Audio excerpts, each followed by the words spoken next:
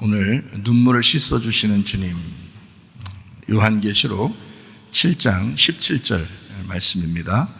이는 보좌 가운데에 계신 어린 양이 그들의 목자가 되사 생명수 샘으로 인도하시고 하나님께서 그들의 눈에서 모든 눈물을 씻어주실 것임이라. 아멘. 우리는 요한계시록을 통해서 요한계시록 1장에 예수 그리스도의 계시다라고 하는 것을 우리가 배웠습니다. 예수 그리스도의 계시다라고 하는 건 예수님이 열어주신다는 말입니다. 예수님이 열어주시는 책이다라고 하는 것은 이제 요한계시록의 어떤 핵심과도 같죠. 그래서 예수님이 중심이면서 계시로 열어주신다. 이거를 예수님의 계시다 이렇게 볼 수 있죠. 그리고 2장 3장 요한계시록 2장 3장에는 7개의 교회가 나와요. 7은 완전하다라는 말이고, 그리고 완성되었다, 다 이루신 예수님을 의미합니다. 그래서 예수님의 교회다 이렇게 볼 수 있어요. 7개의 교회다, 예수님의 교회. 특징이 똑같이 나오는데 그게 바로 뭐냐면 다 같이 이기는 자는 이렇게 된다, 이런 말이 똑같이 나오고, 그리고 성령이 교회들에게 하시는 말씀을 귀 있는 자들만 들어라 이렇게 말씀해요. 그러니까 성령님이 말씀하시는 귀 있는 사람들, 이런 사람들이 이제 이기는 자가 돼야 되는 거고, 또 이기는 자는 또 그렇게 돼야 되는 거고요. 그렇게 성령의 교회에서 말씀하시는 것을 들을 줄 아는 사람들이 된다. 그걸 2장 3장의 7개 교회 특징을 보면 이렇게 쭉 나와 있어요. 그러니까 7이라고 하는 건 여러분이 이제 잘 알듯이 7번째, 첫 번째, 두 번째, 세 번째 해서 7번째 이렇게 교회가 있다, 이런 얘기가 아니고 하나가 7이고 7이 하나예요. 이 성경의 숫자는 그렇게 되어 있습니다. 그걸 꼭 기억해야 돼요. 왜냐면은 창세기 1장부터 이게 막혀요, 잘못하면. 창세기 1장에 이제 며칠 동안 창조했어요? 6일 동안 창조했죠.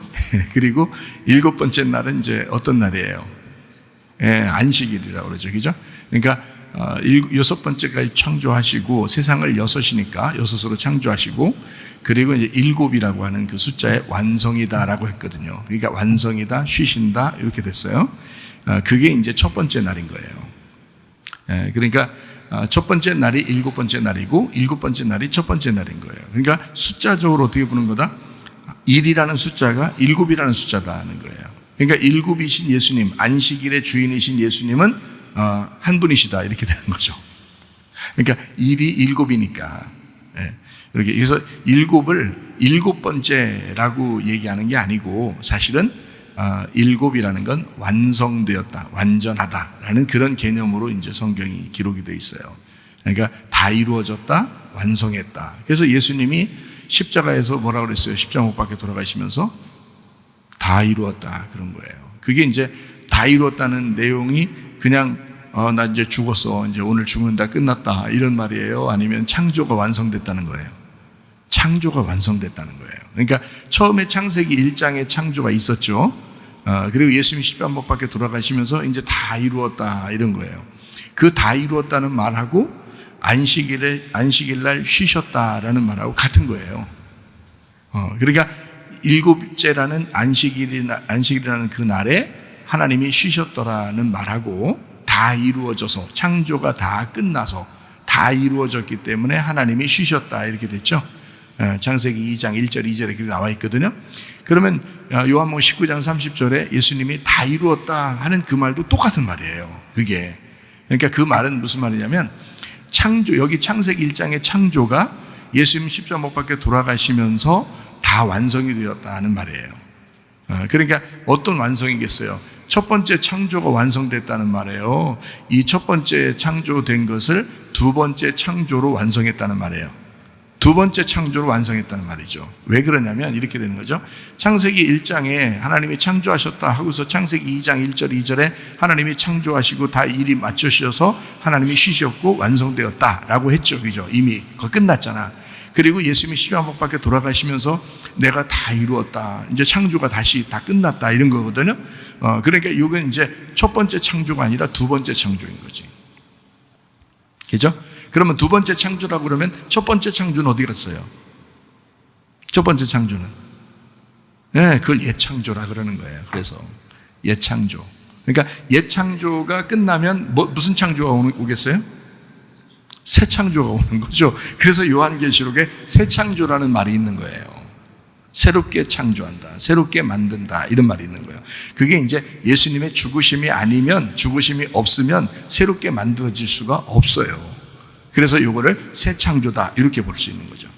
그러니까 그 전에 이 세상을 만드신 것을 첫 번째 창조라고 한다면, 그러면 두 번째 창조가 되시는 예수님이 이것을 완성해서 두 번째를 창조로 완성했다, 이렇게 볼 수 있죠. 그러니까 새 창조가 완성되었어, 이제 그 안에 들어와 너희들, 이제 이렇게 되는 거죠. 이렇게 이게 이제 성경의 어떤 개념이겠죠. 요약이고 개념이에요. 이건 이제 알고 있어야 되겠죠. 그렇게 이제 7이라는 이 숫자를 이제 여러분에게 설명하려고 제가 얘기한 것은 7개 교회가 나오기 때문에 그래요. 요한계시록에 7개 교회라는 건 여러분이 생각할 때 7개라고 생각한단 말이야. 근데 그게 그렇게 보면 안 된다고 지금 얘기하려고 하는 거예요. 7이라는 숫자는 뭐라고?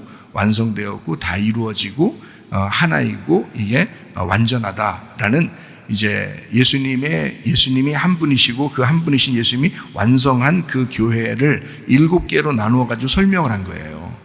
그러니까 7개가 아니라 하나인 거지. 그러니까 7개 교회는 하나의 교회인 거지. 그러니까 우리 교회 안에 그 7개의 특성이 다 들어있는 거예요. 그러니까 어떤 사람은 첫 번째 에베소 교회 같은 특성으로 사는 사람이 있고, 어떤 사람은 이제 빌라델비아 교회 같은 특성을 가지고 사는 사람이 있고, 어떤 사람은 교회 안에서 라우디게아 교회 같은 특성을 가지고 사는 사람도 있고, 이 모든 것이 합해져서 하나의 교회가 된다, 이 말이에요. 이것이 이제 예수님의 교회다, 이렇게 된 거죠. 그게 2장 3장이에요. 요한계시록 2장 3장 요약하면. 그리고 이제 4장을 보면, 사니까 기억하기 좋도록 사니까 내생물 24장로 하늘 예배가 나와요. 이 요한계시록 4장은 사니까 그렇게 기억하면 좋죠. 내생물 24장로 하늘 예배, 이렇게요. 그리고 5장까지 연결돼요. 그래서 4장 5장이 같은 거예요. 내생물 24장로 하늘 예배, 이렇게. 그리고 이제 6장부터 9장이 7인 7나팔이 돼 있어요. 7인 7나팔. 6장부터 9장이 7인 7나팔. 그리고 11장은 2증인 2감람나무 2등잔대, 이렇게 돼 있어요. 근데 11이니까 기억하기 좋도록 11 이렇게 하잖아요. 사진 찍을 때마다 11 이렇게 하잖아요. 11 이렇게 하잖아요. 11 이렇게. 그러니까 둘이라면 이렇게 하나하나 해서 2증인 2감람나무 2등잔대, 이렇게 기억하면 좋다는 거죠. 그게 요한계시록 11장의 요약이에요. 그게 14장은 이제 기억하기 좋죠. 14장이니까 14만 4천 명, 이렇게 기억하면 좋아요. 그게 이제 요한계시록 14장에는 14만 4천 명에 대한 이야기가 나오죠. 16장부터 18장까지는 7 대접, 그리고 7 하나님의 진노, 이게 나오는 거죠. 그러니까 7 대접에 하나님의 진노가 나오는 거예요. 그게 이제 하나님의 열심인데, 그거를 이제 16장부터 18장까지 나와 있는 얘기죠. 요한계시록에. 그러니까 19장은 어린 양의 혼인잔치에 대해서 나와요. 요한계시록 19장은 어린 양의 혼인잔치. 20장은 이제 천년왕국에 대해서 나오죠. 그리고 21장, 22장에는 새하늘과 새 땅에 대한 이야기가 나옵니다. 그게 새 예루살렘이죠. 자, 이렇게 이제 성경 요한계시록이 이렇게 구성이 되어 있단 말이에요. 어렵지 않죠, 이게. 그렇게 요약하니까. 그 중에서 우리는 이제 오늘 7장을 보려고 하는 거예요. 그 중에서 7장을 보는 거예요. 14장은 뭐가 나온다겠어요? 14니까 14만 4천 명.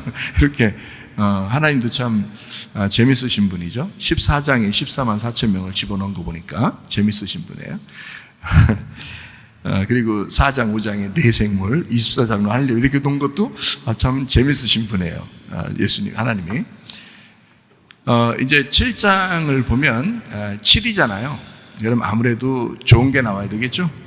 좋은 게 좋은 거다, 이런 말이지. 좋은 게 나와야 되겠어요. 7이니까 7의 2배가 14니까 14도 아주 좋은 게 나와야 되겠죠. 14만 4천 명, 이렇게 좋은 숫자에는 하나님이 좋게 이렇게 만들어 놓으신 것 같아. 그러니까 7장에는 14만 4천 명이 또 나와요. 그러니까 14만 4천 명이 7장에도 나오고 14장에도 나오는 거예요. 이렇게 2개로 나누어서 이렇게 나오는데, 7장에 나오는 14만 4천 명은 이스라엘 지파에 대한 14만 4천 명이 나와요. 그리고 14장에는 왜 이제 우리가 14장만 14만 4천 명 이렇게 우리가 기억하라고 했냐면 우리들에 대한 이야기예요.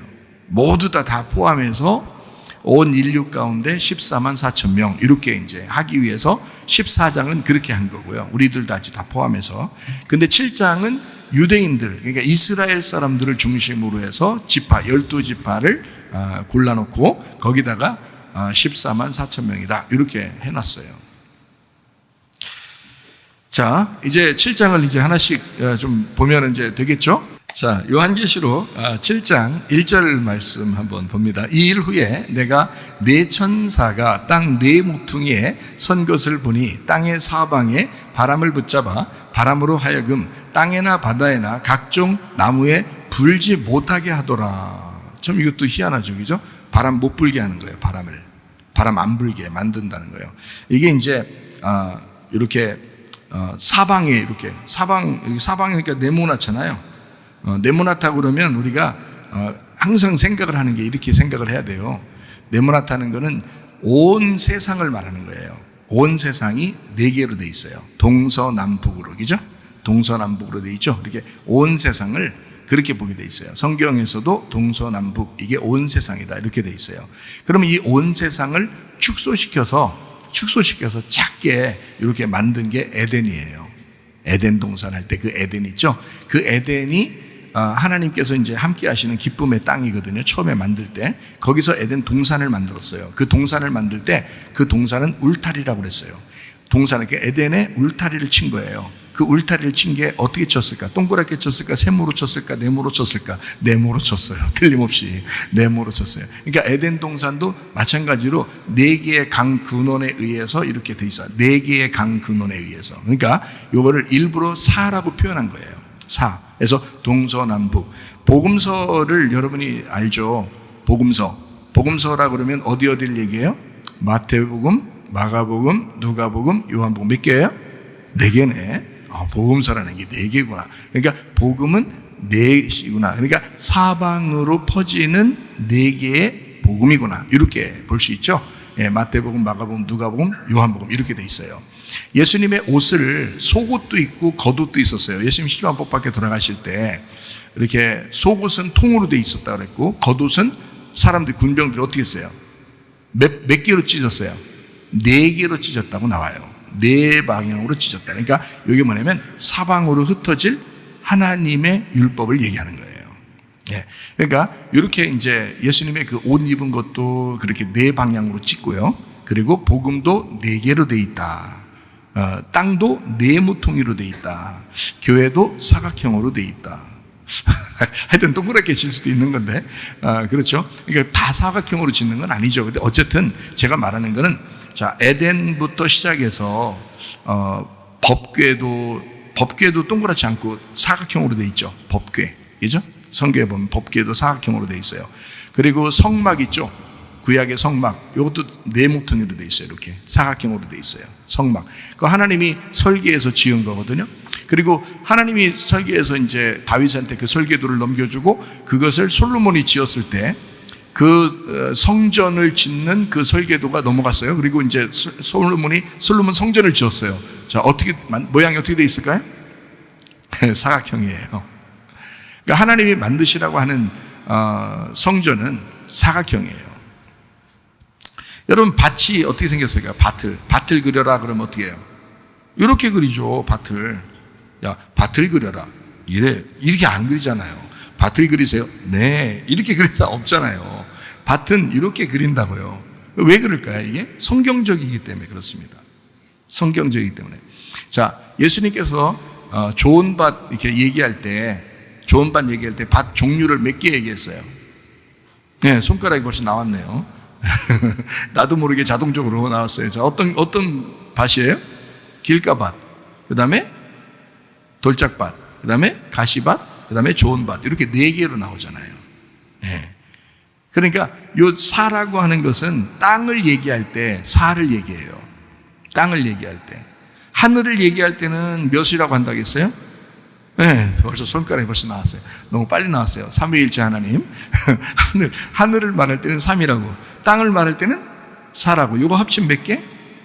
7개. 그래서 예수님은 7으로 오셨다 이렇게 말하는 거예요. 7으로 오셨다면 7이고 여기서 십자가 못 박혀 돌아가시면 완성하면 3, 4, 12가 되는 거예요. 그러니까 요한계시록 21장, 22장에는 다 하늘나라의 모양이 어떻게 되어 있다고? 12로 되어 있어요. 문도 천사도 뭐 다 12로 되어 있어요. 보석도 12개, 다 12개로 되어 있어요.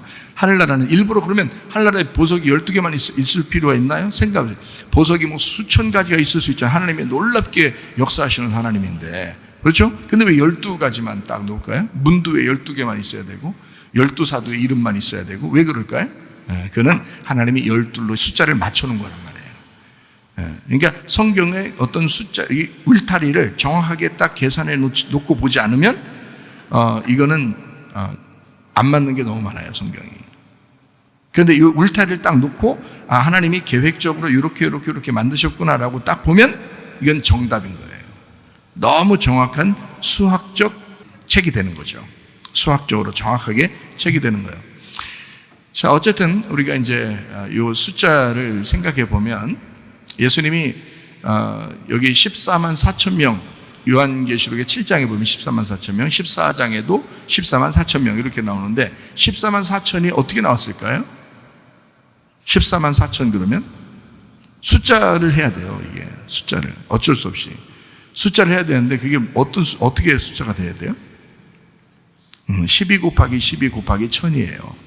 그러니까 14만 4천이거든요.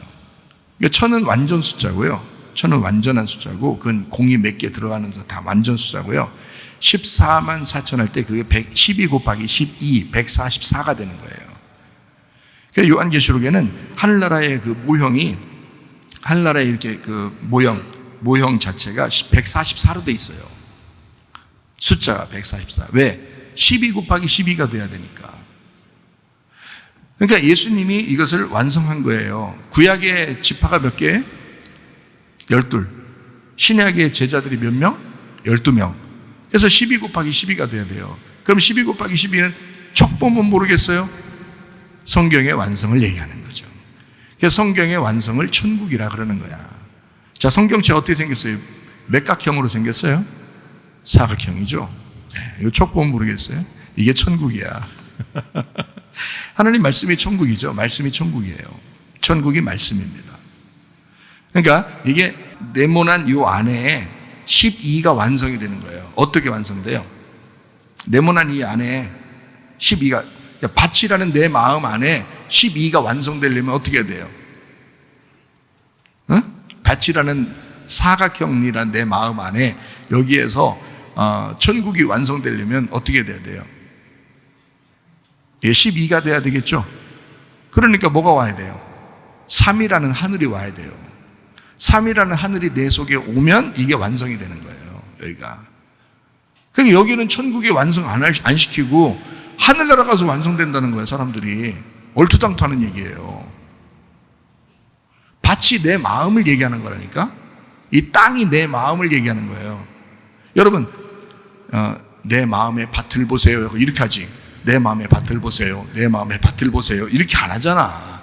내 마음의 밭을 보세요. 이렇게 하지. 그죠? 내 마음의 밭에는 씨가 뿌려지는 거야. 어떤 씨가? 하늘에서 온 씨가 뿌려져야 되는 거야. 땅의 씨, 뭐 채소, 뭐 상추, 뭐 파, 마늘 이런 거 씨 뿌리고 이런 거 아니에요. 하늘의 씨가 뿌려져야 되는 거야. 하늘의 씨가 뭐예요? 누구예요? 하나님의 아들 예수님이 하나님의 씨예요. 그래서 하나님의 씨, 하나님의 아들이 말씀으로 내 속에 심겨져야 된단 말이에요. 이게 심겨져서 여기서 완성이 돼. 자라나서 완성이 되면 이게 뭐냐면 12라는 천국이 되는 거예요. 여기가. 여기 씨가 심겨지면 어떻게 돼? 씨가 심겨지면. 자, 봐봐. 완성되면 12가 됐다고 했잖아. 그러면 심겨지면 어떻게 됐다고 그래? 심겨지면 7이 되는 거죠. 심겨지면. 그래서 예수님의 말씀이 심겨지잖아요. 그러면 여기에 안식이 오는 거예요. 이 땅에서 안식이. 그래서 이게 7이라는 안식일, 그래서 안식일이 여기 마음속에서 7이라는 안식일이 안 오는데 안식일 날 예배 드리면서 지키면 뭐해? 자기 속에는 안식일이 없는데. 그 소용없지. 그건 외식적이잖아. 내 속에서 안식일이 있어야 겉에 진짜 안식일에 예배를 드리는 거 아니에요? 그죠? 근데 내 속에 안식일이 없어, 사람들이. 그러면서 예배드린데 말이 안 되지. 내 마음에 안식일이 와야 돼요. 이건 마음의 문제란 말이야. 마음의 땅, 이 마음의 에덴 동산에 하나님의 아들의 씨가 심겨져야 된다고. 그래서 오시면 7이고 이게 완성되면 12가 되는 거예요. 그럼 여기가 천국이 되는 거야. 그래서 천국은 여기 있다 저기 있다고 하는 게 아니라 너희 가운데 있느니라 이렇게 말했고, 예수님도. 그리고 진짜 천국은 먹는 것과 마시는 것이 아니라 의와 평강과 기쁨이다 이렇게 된 거죠. 그게 하나님 나라인 거지. 하나님 나라를 거듭나지 못하면 못 본다 그랬어요. 그 말은 우리 육신의 눈으로 보는 게 아니라는 거지. 하나님 말씀을 육신의 눈으로 보는 게 아니라고. 그래서 이 성경은 성령이 교회들에게 하시는 말씀을 귀 있는 자들만 들으라 그러는 거야. 이게 왜? 영적으로 돼 있기 때문에 그래요, 성경이. 그러니까 눈으로 뭐 읽죠. 눈 좋은 사람 다 읽을 수 있죠. 눈 나쁜 사람도 안경 쓰고도 보면 되니까. 그렇지만 그렇게 보는 게 아니라고, 이게. 그래서 보이는 게 아니고 영적으로 보여야 되고 영적으로 이게 들려야 된단 말이에요. 그래 성경을 이해할 수 있는 거라고요. 그러니까 마음에 씨앗이 심겨진다는 게 보이냐고. 안 보인다고. 내 마음이 바친 게 보이냐고. 안 보인다고. 이 마음이 천국이 되는 게 보이냐고. 안 보인다고요. 그거를 성령이 교회들에게 하시는 말씀을 귀 있는 자들이 들으면 보인다고요. 그게 보인다고. 그게 들린다고요. 그러니까 자기 마음에 천국이 와야 되는데 그건 안 오고 어느 날 죽으면 총 간대야. 아니 그런 사람이 죽으면 총 간대야. 지금은 난 지금은 지옥 살아도 돼요. 그냥 어느 날 천국 가면 되지 뭐 이렇게 생각하는 사람이 있어요. 어리석은 행동입니다. 어리석은 사람들이에요. 이 땅에서 천국을 주려고 성경책 준 거지. 생각해봐요. 성경책 왜 줘, 하나님이? 성경책을 왜 주냐고, 하나님이. 한나라 올라가 봐요. 성경책 있나? 없어요. 한나라 올라가면 하나님이 성경책이야. 성경책 이런 거 우리한테 줄 필요가 없어요. 한나라 올라가면 끝났어요. 이건 성경책 이 땅에서만 필요한 거예요. 이 땅에서만. 그죠? 한나라 올라간다고 성경 누가 들고 다니면서 예배 드리고 그러진 않을 거 아니야. 거기 가면. 하나님을 다 이제 알게 됐으니까. 그렇죠? 그러면 이 땅에서만 성경책이 있는 거예요. 그럼 이 성경책 주신 목적이 뭐야? 여기서 이 말씀 읽고 이 말씀 듣고 이 말씀 통하여 너희 안에 하나님의 아들이라는 씨앗을 심고 천국을 여기서 살아야 된다는 거예요. 하늘나라 지금 올라가는 거, 천국 사는 거 그거 아니고 여기서 지금 이 말씀을 통하여 천국을 너가 심고 살아야 된다는 거잖아요. 그런 얘기지. 어느 날 천국 간대. 어떻게 가려고? 무슨 수로? 어떻게 가려고? 여기서는 지옥 살면서, 여기서는 자기 뜻대로 다 살면서, 자기 중심대로 다 살면서, 그래서 어느 세월에 언제 어떻게 천국 가려고? 만약에 갔다고 쳐. 그러면 이 성경책은 필요 없다니까요. 그 나라에서는. 이 땅에서만 필요한 거예요. 여러분이 예배드리고 말씀 들으러 온 것은 여러분 마음 가운데 천국을 심기 위해서입니다. 말씀을 심기 위해서 그런 거예요. 지금 천국이 오셔야 되는 거야. 지금 행복하냐 이거야. 지금 여러분은 천국을 살려고 하느냐. 만약에 내가 지옥 같아요. 내가 진짜 지옥 사는 것 같아요. 힘들어 죽겠어요. 그러면 빨리 그것을 뒤집어서 밭을 뒤집어 버려야지. 그래야 좋은 밭에 씨가 심겨질 거 아니에요. 빨리 이 마음을 뒤집어야지. 그죠? 땅을 빨리 뒤집어서 좋은 땅을 만들어야 되는 거야.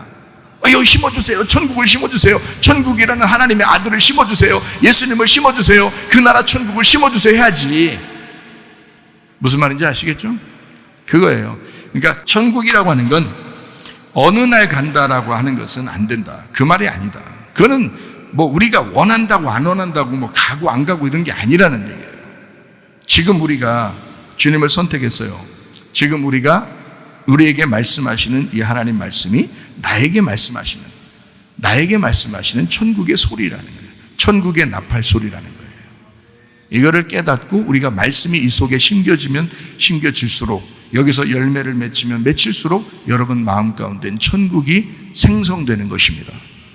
그 안에서 살다가 천국 오라는 거예요. 진짜 죽으면 그때 천국 오라는 거예요. 여기서 천국 살다가 하나님 아버지가 여러분을 낳았어요.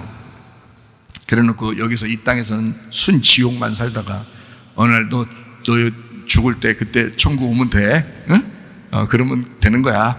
니네 좀 고생 좀 해. 괜찮아. 내가 너희들 낳지만 내 자식은 고생해야 돼.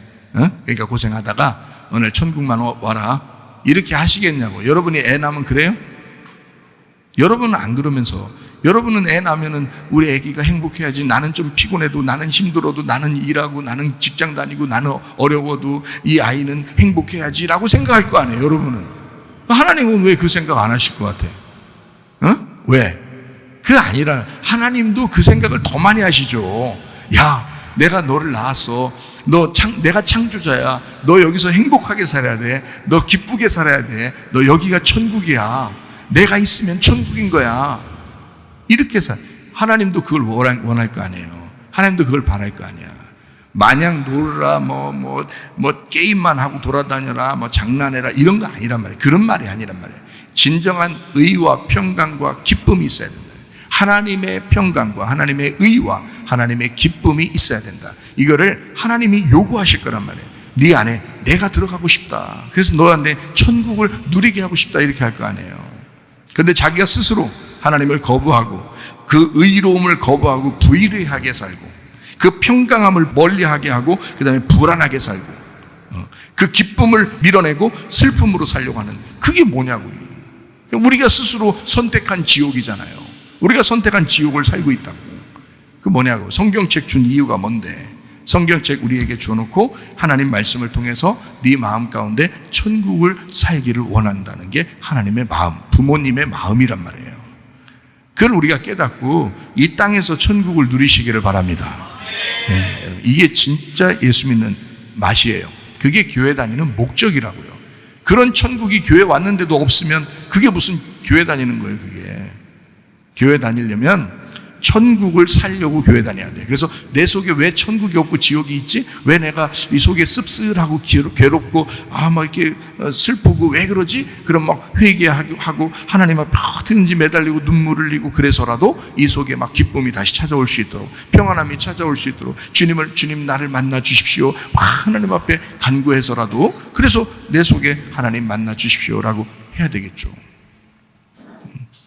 그러니까 성경에 기도도 하라고 그러고 예배도 드리라고 그러고, 그죠? 회개하라고도 하고 이러잖아요. 천국 때문에 그래요. 네 마음 가운데 슬프게 살지 말고 행복하게 살아라. 그런 거예요. 인내는 쓰고 열매는 달다가 아니라 인내도 달콤하고 열매도 달콤해야 된다. 항상 행복할 수 있다. 주님만 우리와 함께 있으면. 이해가 되시겠죠? 네, 그렇게 생활하시길 바랍니다. 자, 땅이라고 하는 건 그러니까 뭘 말한다? 나를 말한다. 땅이라고 하는 건 나를 말한다. 이게 하나의 성전이고 교회를 얘기한다. 그리고 이것은 네모퉁이라고 하는 사를 의미한다. 이게 성막이고요, 성전이고, 그리고 나라고 하는, 그리고 가나안 땅이라고 하는 예수님을 의미하는 거예요. 그러니까 이 땅이라고 하는 건 내 마음을 얘기하는 거고요, 또 예수님, 이 땅에 오신 예수님을 얘기하는 거예요. 그러니까 내 마음에 있는 땅은 파괴가 되고 정복당해야 되고, 예수님이라는 땅을 우리가 정복해야 된다. 그래서 가나안 땅에 들어가면 어떻게 하라고 그래요? 싸워서라도 정복하라 그러죠. 그 땅을 차지하라 그러는 거예요. 자, 사라고 하는 네모퉁이를 내가 뭐라고 아까 얘기했냐면 성경책과 똑같다라고 했어요. 이게 땅이야. 이게 성경책이 땅이에요. 이 속에 하나님의 말씀이, 하늘에 있는 말씀이 이 속에 들어있어요. 이 속에 와서 들어있어요. 그럼 이 말씀이라는 이거를, 자, 여기에서 나를 죽이고 이 속에는 예수 그리스도가 부활하도록 만들어야 된다라고 성경은 우리에게 가르치잖아요. 그러니까 내가 정복당하고 하나님 말씀이라는 예수님을 정복해 나가서 가나안 땅을 차지해야 된다는 거예요. 그러니까 나를 잃어버린 만큼 예수님을 차지하는 거예요. 이게 성경책이야. 그래서 여러분, 성경책을 여러분이 멀리한다? 그러면 안 되는 거예요. 예수 믿는 사람들은 성경책을 가까이 해야 돼요. 다시 말하면 성경책을 정복해 나가야 되는 거예요.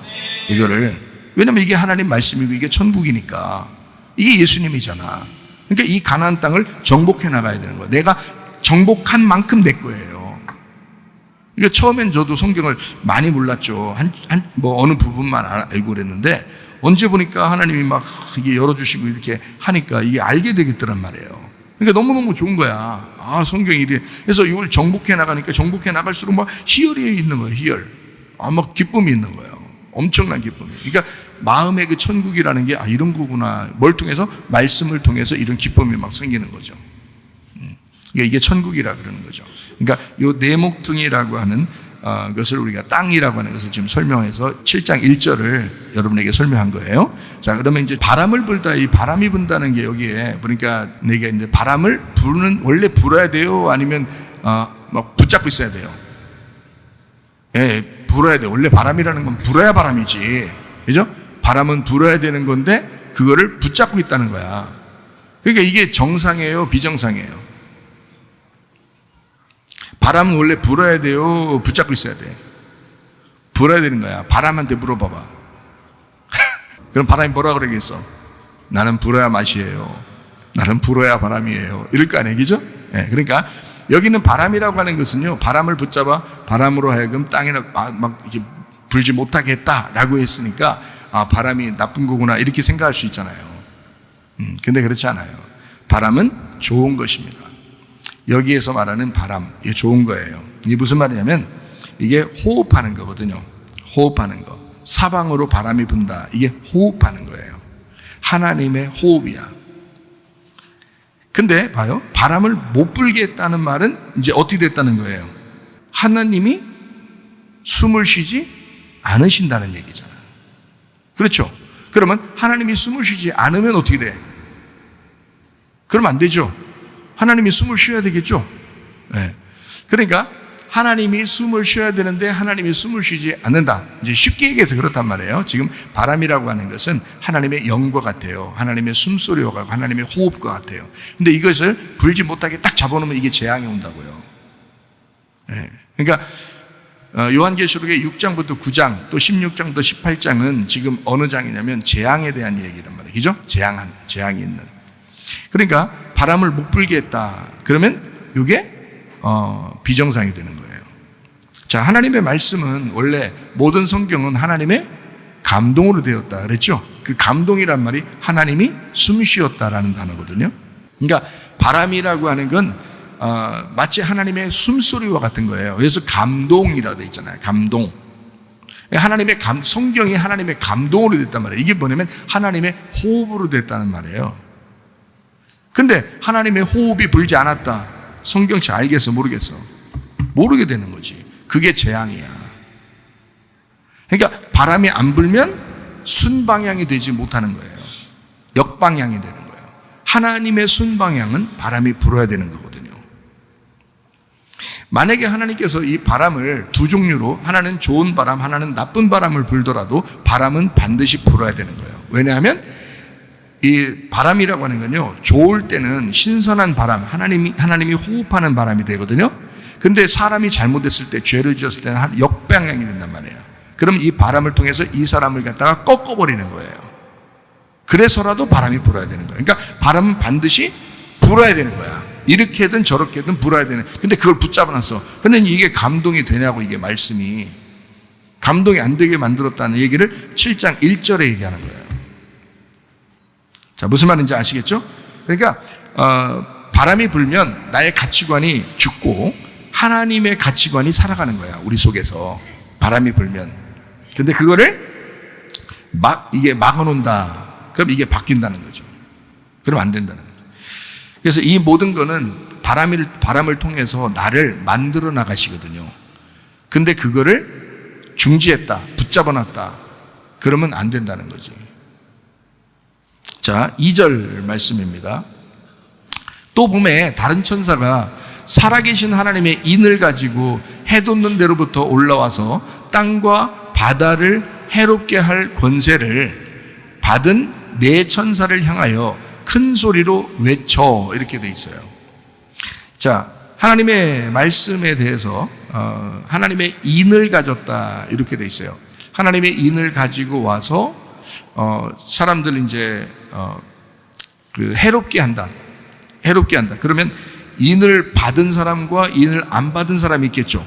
인을 받은 사람은 이제 하나님께서 책임지신다는 얘기고, 인을 받지 않았으면 재앙이 임하는 거죠. 자, 성경 한번 찾아볼게요.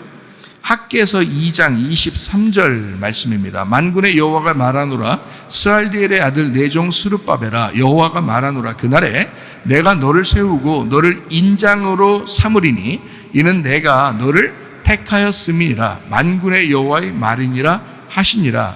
도장으로 삼았다는 얘기예요. 도장으로, 반지 도장으로 삼았다 이런 얘기고요. 요한복음 6장 27절 말씀이요.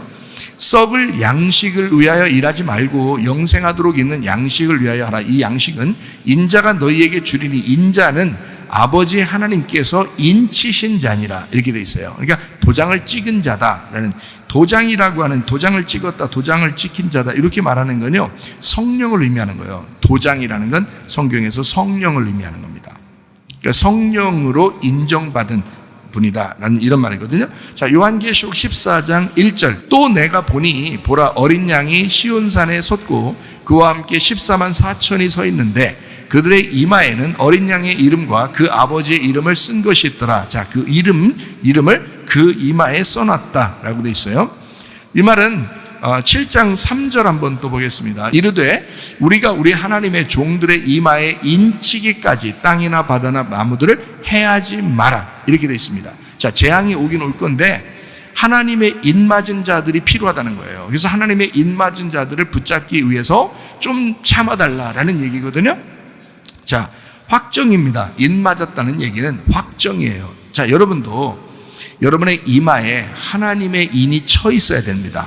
그래야 여러분이 사는 거예요. 여러분 만약에 하나님이 딱 보실 때 여러분이 만약에 이 땅에서도 만약에 지금 성경에 있는 대로 재앙이 막 왔다. 재앙이. 그러면 하나님의 인이 박혀 있는지 이마에 어린 양의 그 표시가 있는지 없는지 하나님 보실 거 아닙니까? 그죠? 그러니까 인은 박혀 있어야 돼요. 그리고 그 말은, 인이 박힌다는 말은 이 머리가 하나님으로 꽉 차 있어야 된다는 뜻이야. 그러니까 하나님을 알고 예수 그리스도를 아는 것이 여러분 속에 있어야 된다. 그러니까 안다고 하는 건요, 안다는 말은 성경에서 구약 성경의 히브리 말로 보면 안다는 말이 동침이라는 단어예요. 동침한다, 야다라는 단어거든요. 이 야다라는 단어가 동침하다라는 단어예요. 그러니까 그렇게 알아야 되는 거야. 자, 아내가 남편을 동침해서 아는 것처럼 알아야 되고, 예수님을 내가 그렇게 예수님을 동침하듯이 그렇게 하나가 됐을 때 아는 것을 동침했다, 알았다 이렇게 하는 거거든요. 그 알았다, 그렇게 알아야 인쳐지는 거예요. 대충 그냥 뭐 주여 한다고 다 아는 게 아니야. 교회 좀 다녔다고 아는 게 아니에요. 그럴 만한 그만큼 예수님을 사모하고 사랑하고 하나가 되는 동침이 있어야 된단 말이에요. 그래야 아는 것이 되는 것입니다. 그게 확정이죠. 히브리서 8장 10절 말씀 볼까요? 또 주께서 이르시되 그날 후에 내가 이스라엘 집과 맺을 언약은 이것이니 내 법을 그들의 생각에 두고 그들의 마음에 이것을 기록하리라. 나는 그들에게 하나님이 되고 그들은 내게 백성이 되리라. 에스겔서 9장 4절이요. 여호와께서 이르시되 너는 예루살렘 성읍 중에 순행하여 그 가운데서 행하는 모든 가증한 일로 말미암아 탄식하며 우는 자의 이마에 표를 그리라 하시고 이랬습니다. 그러니까 우리의 마음판에 하나님 말씀이 새겨져야 하고 우리의 이마에 하나님의 표시가 있어야 된다는 거예요. 네, 이것이 여러분이 우리가 살 길이, 마지막 시대에 사는 길. 자, 요한계시록 7장 4절 말씀이요. 내가 인침을 받은 자의 수를 들으니 이스라엘 자손의 각 지파 중에서 인침을 받은 자들이 14만 4천이더라 했어요. 여기는 이제 모든 인류를 얘기하는 게 아니라 어느 사람들을 얘기해요. 이스라엘 자손이라고 얘기하잖아요. 그죠? 요한계시록 14장에 보면 이스라엘 자손의 14만 4천 명이 아니고 거기는 모든 인류 가운데 14만 4천 명이에요. 근데 여기는 요한계시록 7장은 이스라엘 백성에 대한 14만 4천 명에 대해서 나와 있는 얘기예요. 잘 보면. 그렇죠? 자, 7장 4절에 이제 14만 4천 명, 모든 이제 구약의 이제 백성들, 이스라엘 백성들, 그리고 초대교회까지 합해서 초대교회도 이스라엘 백성들을 구원받은 사람들을 얘기하는 겁니다. 그리고 이제 요한계시록 14장까지 해서 모든 그리스도인들을 포함해서 숫자는 무조건 14만 4천 명이 나와야 되는 거예요. 왜 14만 4천 명이 나와야 된다고요? 12 곱하기 12이라 그런 거예요. 12 곱하기 12.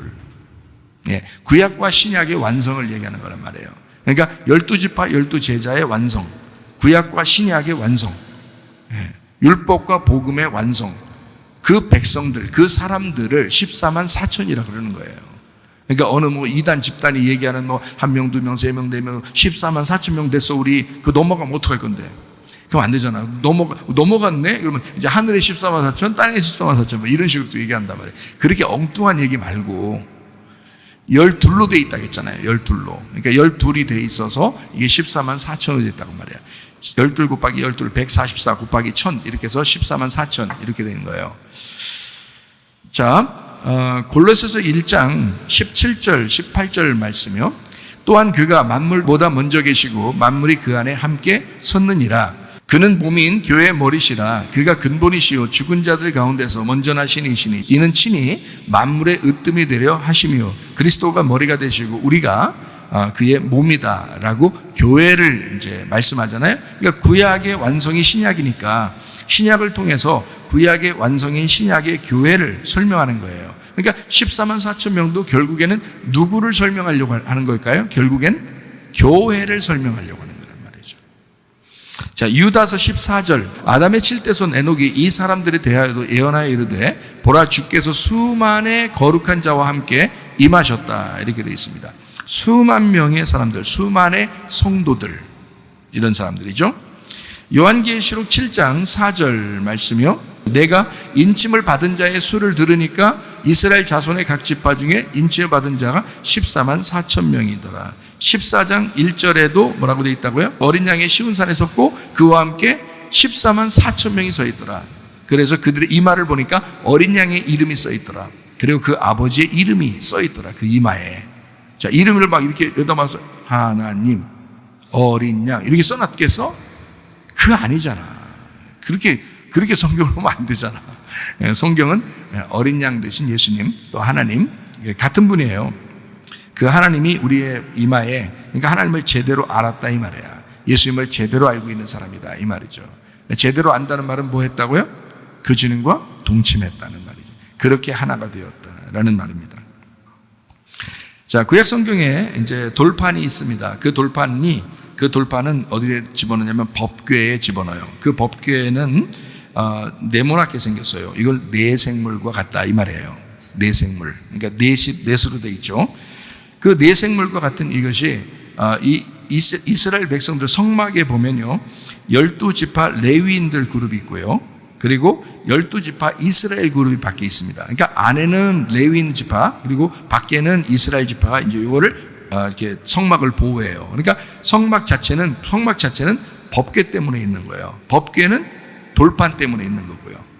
무슨 말인지 알겠죠? 그러니까 다 어떻게 해요? 돌판 위에 법궤 위에 지성소 위에 성막 안에 레위인 지파들, 제사장 지파들, 그리고 밖에 이스라엘 지파들 이렇게 해서 다 이 하나님의 말씀이라는 돌판을 보호하기 위해서 다 몇 겹으로 돼 있는 거예요. 이게 말씀이라는 게. 자, 그리고 이제 24장로라는 게 나오죠. 그러니까 안에하고 밖에하고 합해서 그런 거예요. 12 안에 있고 12 밖에 있고 이걸 24장로. 그리고 예수님께서도 이렇게 70제자, 구약에서 이제 야곱의 후손들을 70명이라고 이렇게 말하기도 하거든요. 일부러 70이라고 쓰는 거예요. 그러니까 이제 예수님의 제자들도 70제자가 또 있어요. 그러니까 12제자만 있는 게 아니라 70제자가 있어요. 그리고 120명의 제자가 있고요. 그리고 3,000명의 제자가 나옵니다. 3,000명의 제자는 사도행전 2장에 나오죠. 3,000명의 제자. 그리고 사도행전이 좀 지나면 5,000명의 제자가 나옵니다. 그리고 수많은 제자가 나오고요. 요한계시록에 되면 이 수많은 제자들 완성이 14만 4천이에요. 왜냐하면 12 곱하기 11로 해서 1000으로 해서 완성을 시키는 거거든요. 14만 4천. 이것을 수많은 거룩한 자다 이렇게 말하는 거거든요. 자, 창세기 1장부터 요한계시록까지 쭉 이렇게 보면 하나님의 사람들을, 하나님의 성도들을 만들기 위해서 앞에서부터 하나씩 해나가는 거예요. 베레시트라고 하는 처음 창조 때부터요. 요한복음 1장이나 창세기 1장이나 창세기 1장은 베레시트라고 되어 있고 요한복음 1장에는 아르케라고 되어 있고 이게 창조예요. 창조된 이 하나의 그 태초, 이 태초가 이렇게 있었다면 이 중에서 누구 하나를 만들어요. 누구를 만들면 마리아와 요셉을 통해서 예수님을 만듭니다. 예수님 한 분을 만들어요. 예수님 한 분 만들어서 이 땅에다 딱 만들어놔요. 그럼 이 땅에다 만들어 놓으면 이 예수님을 통해서 얼만큼 이루어지나 보게 되면 예수님이 이제 제자들을 삼아요. 안드레, 베드로, 요한, 야고보, 그리고 이제 좀 지나서 12제자를 만들어요. 그리고 그들을 또 70제자를 만듭니다. 그리고 사도행전에 보면 120명이 모여서 예수님 앞에 기도합니다. 그래서 120명의 기도자가 있죠.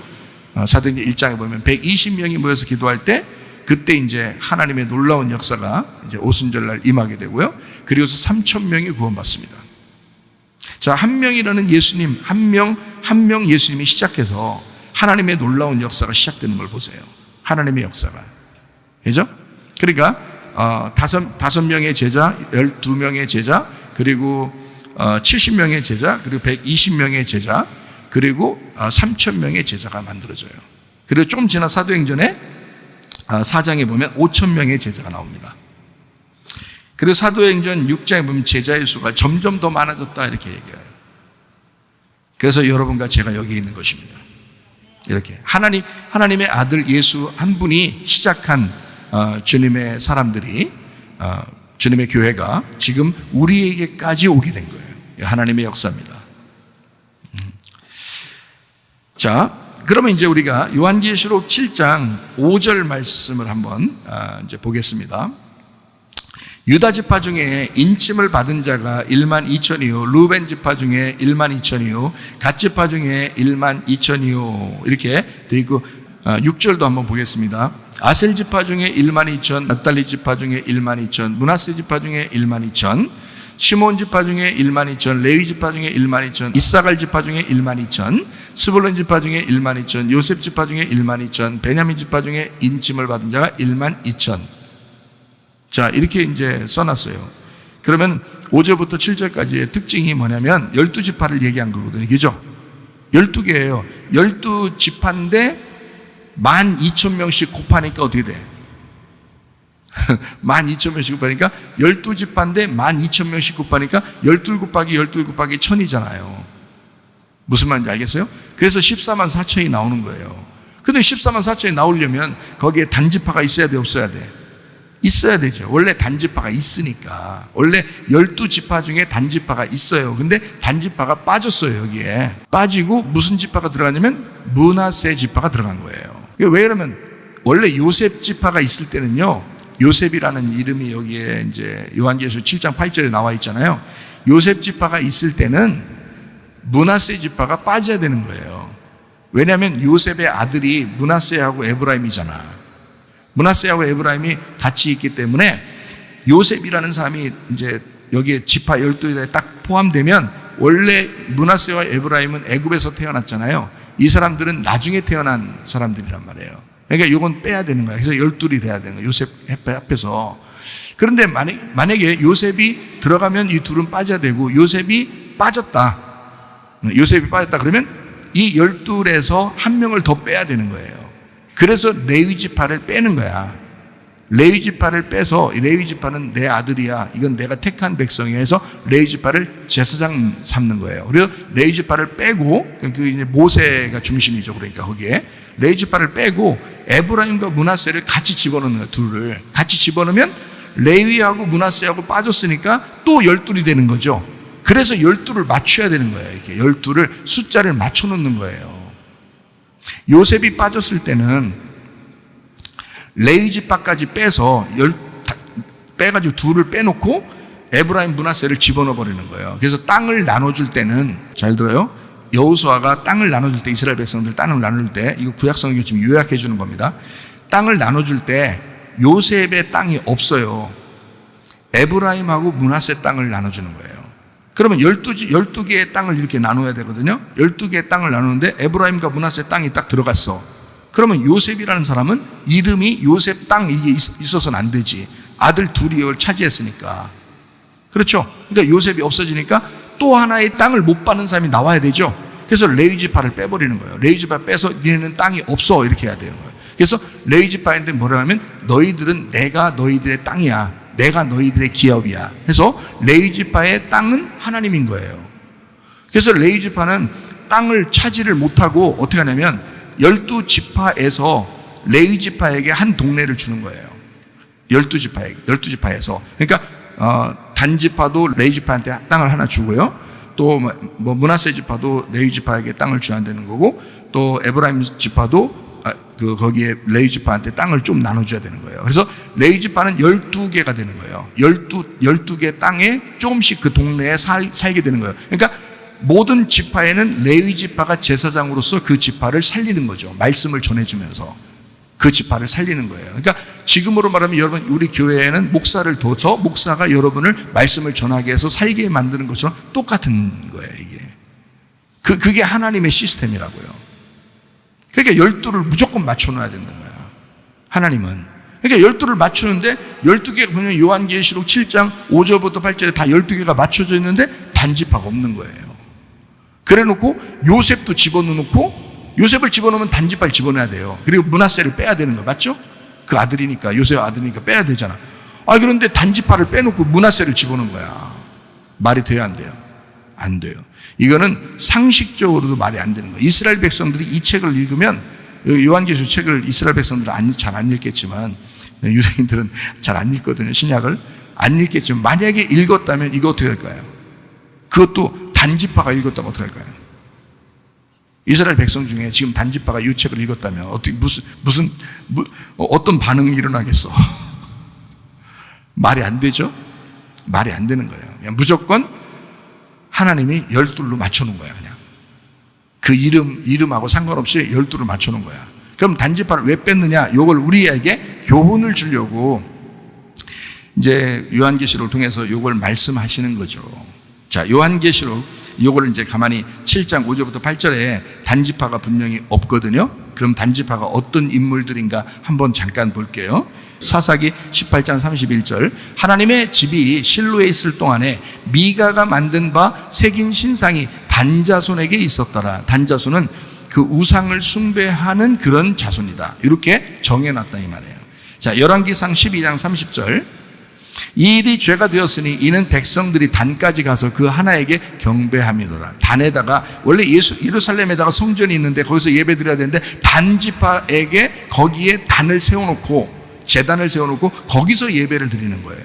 그러니까 하나님을 분리시켜버린 거야. 예루살렘에서 예배를 드려야 되는데 이거를 분리시켜서 단자손에게, 거기에 그 자손들을 중심으로 다른 사람들이, 그 근처에 있는 사람들이 거기서 예배 드리도록 만들어 놓은 거예요, 이스라엘에서. 그러니까 이거는 하나님에게 반역이란 말이에요. 다 예루살렘으로 와서 예배를 드려야 되는데, 그 솔로몬 성전에 와서 예배를 드려야 되는데 이걸 뜯어 놓은 거예요. 그래서 이쪽에 단지파에다가 제단을 쌓아 놓은 거란 말이에요. 그러니까 하나님이 볼 때는 이거는 완전히 배반이다 이거죠. 이렇게 되는 거죠. 자, 이거는 겉으로 볼 때 그런 거예요. 그런데 이제 속으로 볼 때 우리는 이렇게 볼 수 있어요. 창세기 49장 17절 말씀 봅니다. 단은 길섭의 뱀이요 샛길의 독사로다. 말굽을 물어서 그 탄자를 뒤로 떨어지게 하리로다. 이렇게 되어 있습니다. 단이라고 하는 건 재판관이라는 단어입니다. 이게 딘에서 나왔거든요. 다스리다, 재판하다, 심판하다, 싸우다. 그러니까 단이라고 하는 거는 분리시키고 싸우고 막 뜯어내고 이런 걸 단이라고 해요. 단이란 이름이. 하나님은 그런 걸 좋아하지 않죠. 좋아하지 않습니다. 자, 창세기 3장 1절 말씀 한번 볼까요? 그런데 뱀은 여호와 하나님이 지으신 들짐승 중에 가장 간교하니라. 뱀이 여자에게 물어 이르되 하나님이 참으로 너희에게 동산 모든 나무에 열매를 먹지 말라 하시더냐? 자, 하나님으로부터 지금 뱀이 와가지고 하나님으로부터 이 사람을 뜯어내려고 한 거예요. 연합시킨 거예요. 뜯어내려고 하는 거죠. 이게 뱀의 역사란 말이에요. 그러니까 단이 원래 그런 사람이다라고 이제 야곱이 단에 대해서 축복할 때 그렇게 축복하는 거예요. 단은 너희들은 뱀이다. 이렇게 표현했는데 실제로 창세기 3장에는 뱀이 와서 인류를 멸망시키는 거거든요. 이해가 돼요? 자, 뱀에 대한 이야기가 단에게 나오고 그 다음에 그것이 선악과에서도 뱀이 나오죠. 그죠? 똑같은 거란 말이에요. 자, 그러면 여기서 이제 창세기 49장 17절에 자, 단은 길섭의 뱀이요 샛길의 독사로다. 이렇게 되어 있어요. 독사라는 게요, 뿔 달린 살무사입니다. 셰피폰이라고 해서요. 이게 슈퍼에서 왔어요. 입을 크게 벌리다, 물어 뜯다, 압도하여 깨뜨려 상하게 하다, 이런 말이거든요. 압도하여 깨뜨려 상하게 하다라는 단어예요. 이게 이 말이요, 이 독사라는 단어입니다. 이게 독사라는 단어가 그런 거예요. 자, 그러면 창세기 3장 15절을 봐봐요. 내가 너로 여자와 원수가 되게 하고 내 후손도 여자의 후손과 원수가 되게 하리니 여자의 후손은 내 머리를 상하게 할 것이요 라고 되어 있잖아요. 그죠? 그럼 잘 봐요. 자, 여자의 후손은 네 머리를 상하게 한다 그랬죠? 예, 머리를 상하게 한다. 너는 그의 발꿈치를 상하게 한다 그랬죠? 그러면 뱀은 발꿈치를 상하게 하고 그 여자의 후손은 이쪽 뱀의 머리를 상하게 한다는 거잖아. 그죠? 그러면 압도하여 깨뜨려서 상하게 한다는 말이잖아요. 지금 예수님은 머리를 밟는다고 그랬고 이쪽의 뱀은 발꿈치를 상하게 한다는 거예요. 그죠? 이게 같은 말이잖아요. 상하게 한다. 그러면 다시 말하면 무슨 말이냐면 창세기 49장 17절에 있는 단이라고 하는 이 사람들은 길섭의 뱀이요 샛길의 독사. 그래서 말굽을 물어서 그 탄 자를 뒤로 떨어지게 하는 자다. 그러니까 다시 말하면 예수님에게 배반을 할 것이다. 그 단 자손이 하나님의 아들을 배반해서 그 하나님의 아들을 넘어지게 할 것이다. 이게 정확하게 나오는 거예요. 그러니까 생각해 보면 가룟 유다가 단지파였다라는 것도 있어요. 그러니까 가룟 유다가 예수님을 이제 넘어뜨리려고 발꿈치를 상하게 하는 것이 있었죠, 그죠? 그리고 예수님은 그 단의 머리를 밟을 것이다. 다시 말하면 뱀의 머리를 밟을 것이다. 뭐 이렇게 돼 있는 거잖아요. 그러면 가룟 유다는 실제로 이제 멸망했어요. 그럼 우리가 가만히 생각해봐요. 성경은 우리에게 말씀하시는 건데 단지파가 뭘로 바뀌기를 원하는 거예요? 성경은 단지파를 뭘로 바뀌기를 원하는 거냐고 성경에서 말씀하는 것. 이게 요한계시록인 거야. 요한계시록. 이 요한계시록 7장 5절부터 8절인 거예요. 단지파를 빼버린 거야. 그리고 다른 이름 뭘 집어넣었어요? 므낫세 지파의 이름을 집어넣은 거예요. 그 말은 무슨 말이에요? 자, 가룟 유다가 바뀌어 가지고 누가 되기를 원했던 거예요? 베드로가 되기를 원했던 거야. 가룟 유다와 베드로는 똑같이 배반한 사람이에요. 예수님을. 이해가 돼요? 똑같이 예수님을 배반했는데 가룟 유다가 베드로로 바뀌어야 되는 거야. 그렇죠? 그게 성경 말씀이라고요. 우리에게 생명을 주고자 하는 성경의 말씀이라고.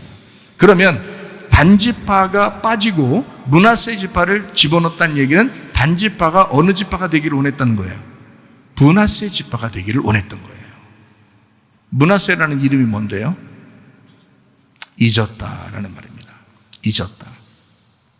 내가 잊었다.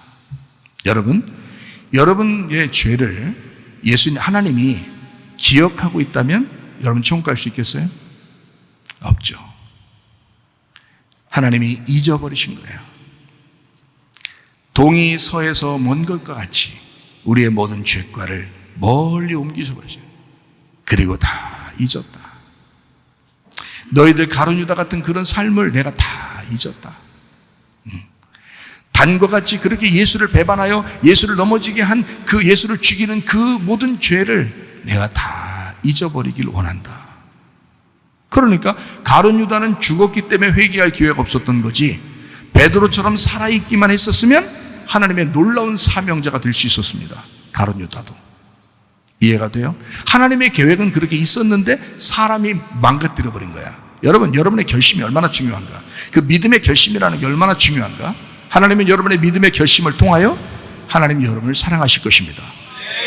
그러니까 오늘 내가 어떤 선택을 할 것이냐, 내가 오늘 어떤 믿음으로 주님을 선택할 것이냐라는 게 굉장히 중요하다는 얘기죠. 자, 우리 이제 빨리 정리하고 마치도록 해요. 자, 144 완성이라고 했죠. 예수님의 완성이라고 했습니다. 12 더하기 12, 24조. 이 땅에 예수님의 성막, 겉사람, 속사람, 그리고 옛사람, 새사람.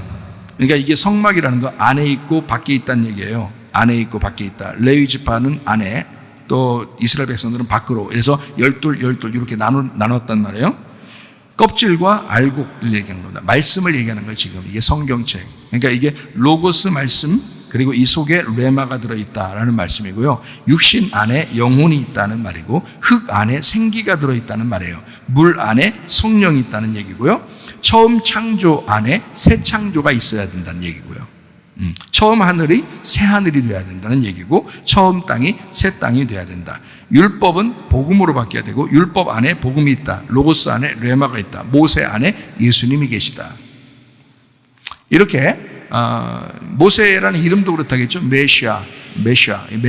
메시아라는 이름이 모세라는 이름하고 자음이 같아요. 그러니까 이 모세 안에 하나님 아들이 들어있는 거란 말이에요. 그 안에. 그러니까 구약 안에 신약이 들어있는 거야. 말씀이요.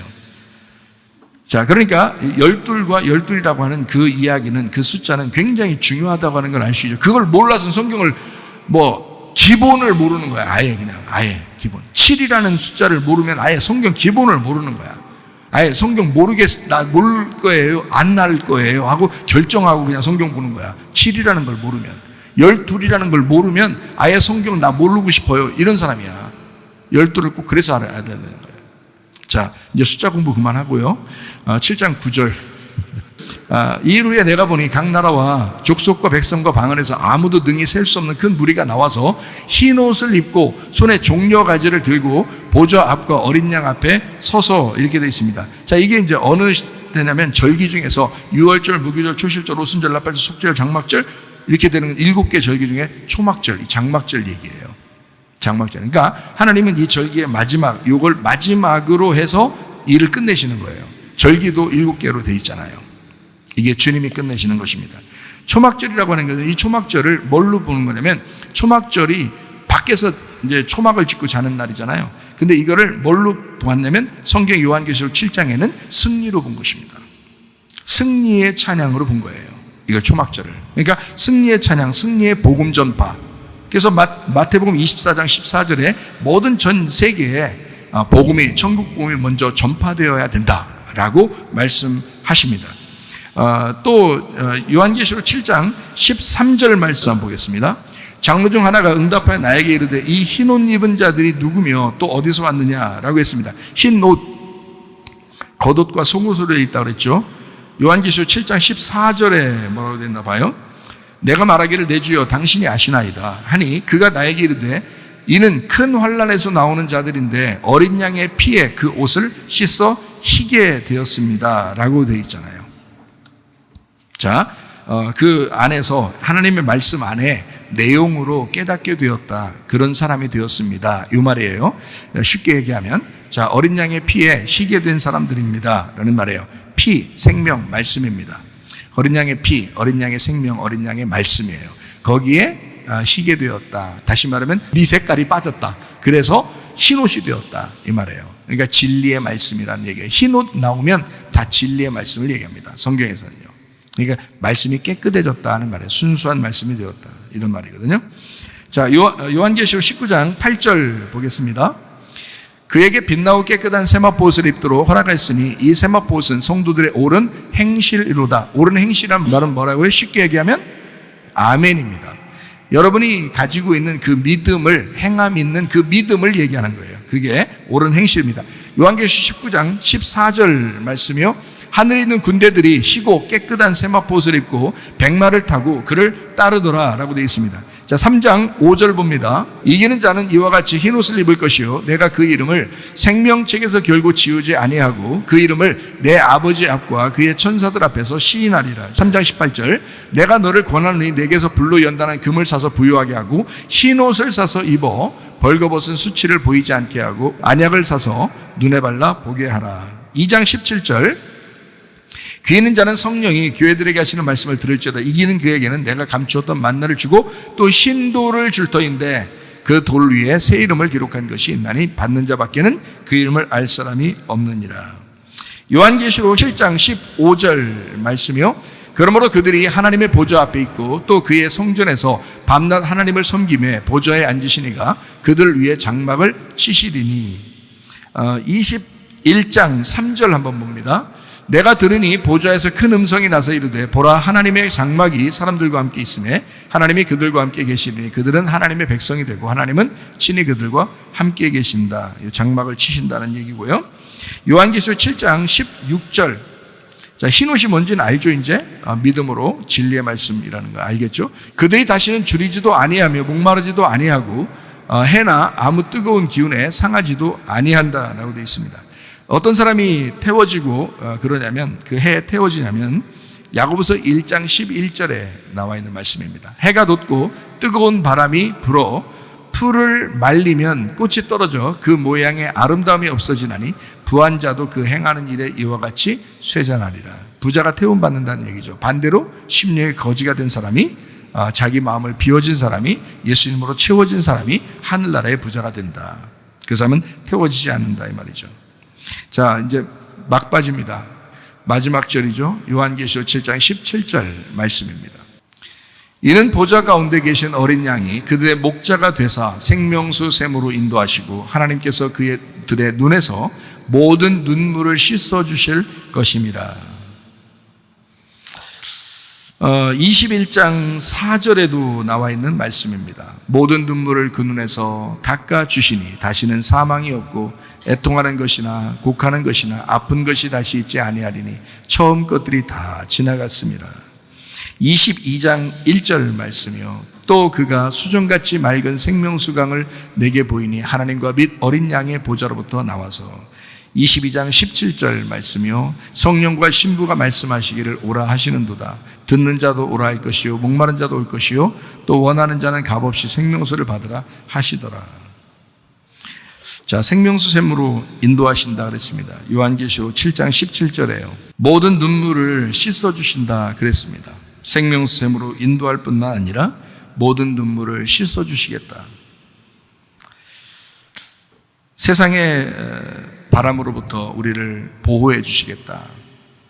세상에 애통하는 데에서 우리를 보호하시고 그 생명의 호흡을 제공해 주시겠다라는 그런 말씀입니다.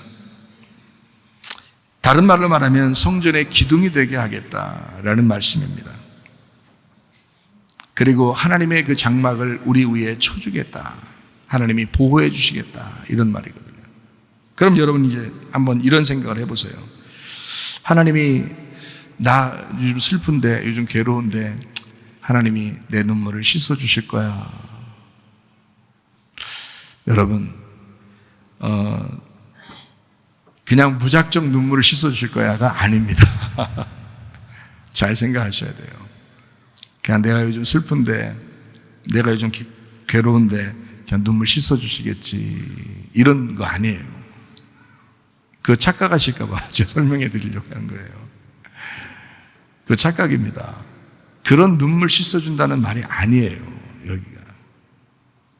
우리는 간혹 내가 슬픈데 내 괴로운데 내 괴로움을 하나님은 아시겠지. 근데 그게 자기 욕심일 수도 있잖아요. 자기 욕심 때문에 눈물이 많이 있는 사람도 있을 거 아니에요.